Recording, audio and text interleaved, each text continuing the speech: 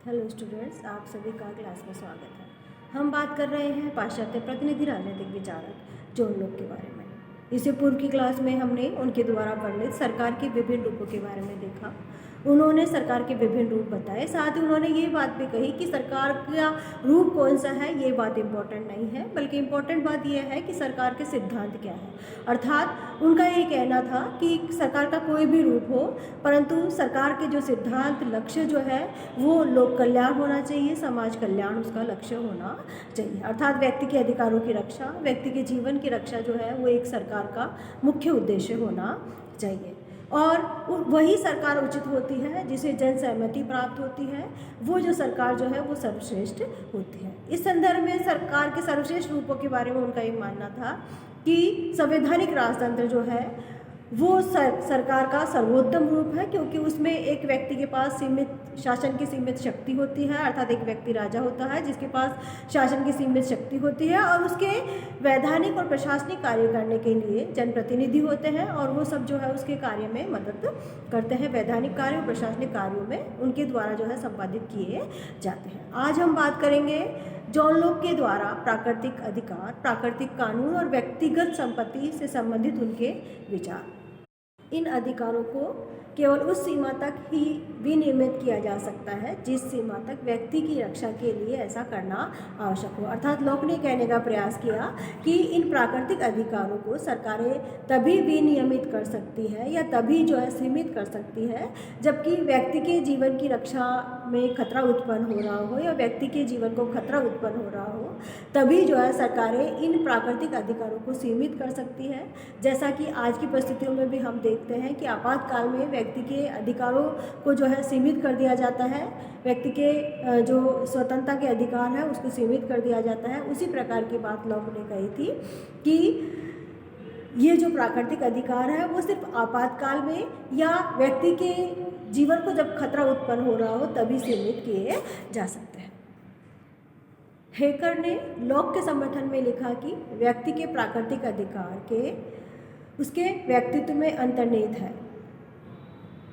वे उसके जन्म से ही अपरिवर्तनीय हैं और व्यक्ति के द्वारा इन्हें जीवन पर्यंत अन्य किसी को हस्तांतरित नहीं किया जा सकता। अर्थात हेकर ने लोक का समर्थन करते हुए कहा कि व्यक्ति के प्राकृतिक अधिकार जो है वो उसके व्यक्तित्व का हिस्सा है, उसके व्यक्तित्व में अंतर्निहित है और उनको बदला नहीं जा सकता, और वो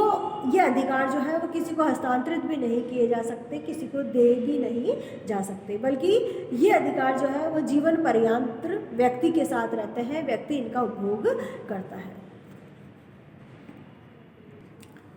अब देखेंगे आलोचना। अर्थात लोक के द्वारा जो प्राकृतिक अधिकारों की बात कही थी, इस संदर्भ में ये कहा जाता है कि जन्मजात प्राकृतिक अधिकारों की धारणा आज अस्वीकृत हो चुकी है। अर्थात लोक ने माना था कि ये जो अधिकार है, प्राकृतिक जो अधिकार हो व्यक्ति को जन्मजात प्राप्त होते हैं, वो प्रकृति प्रदत्त होते हैं, इसलिए ये प्राकृतिक अधिकार व्यक्ति के लिए है और व्यक्ति के द्वारा इनका उपभोग किया जाना चाहिए।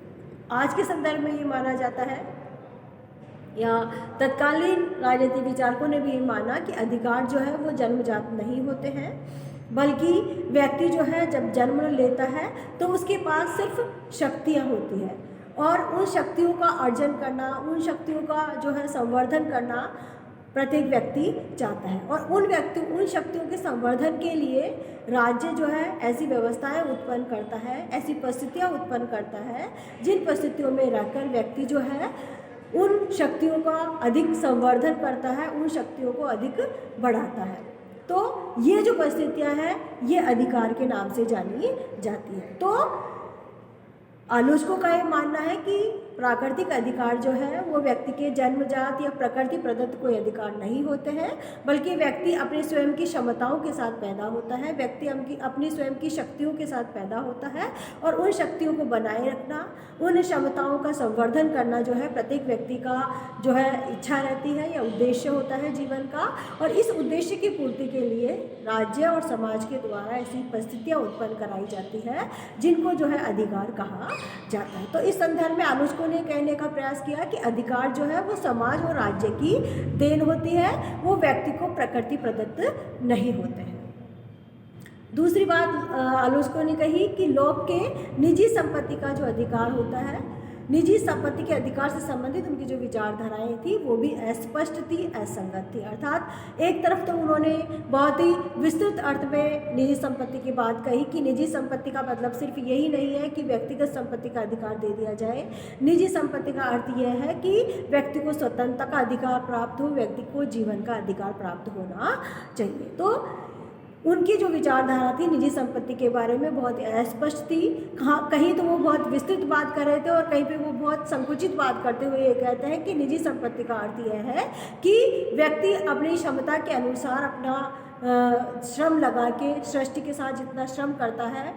वो लगा के वो जितना अर्जन करता है वो उसकी संपत्ति हो जाती है। तो इस प्रकार से लोक की विचारधारा जो थी संपत्ति के बारे में वो अस्पष्ट थी, असंगत थी। इस संदर्भ में ग्रीन का कहना है कि प्राकृतिक अवस्था में जो कि एक असामाजिक स्थिति होती है,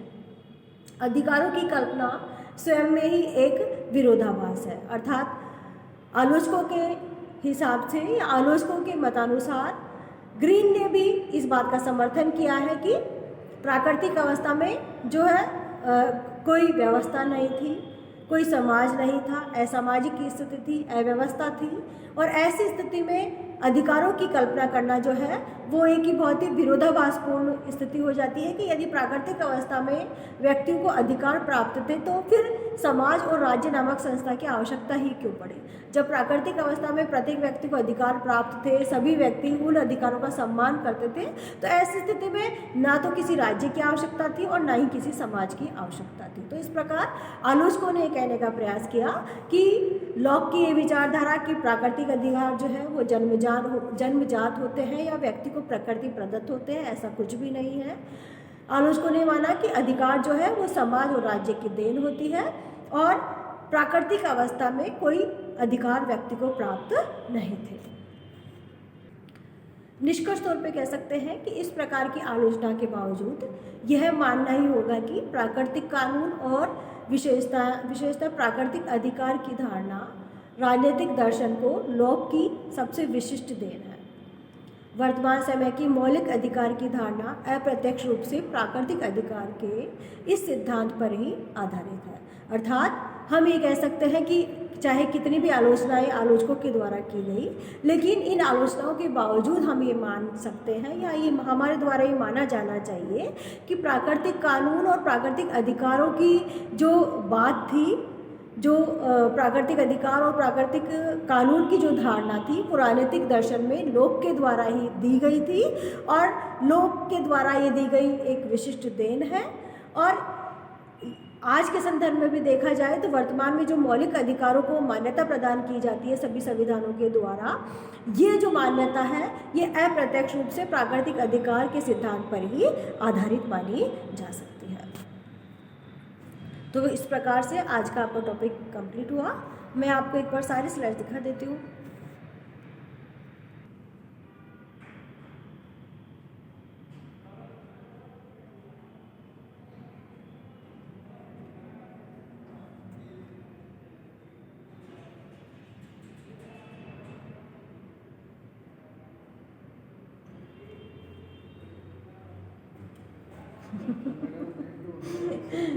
रिकॉर्डिंग कर रही थी पर आवाज जाएगी।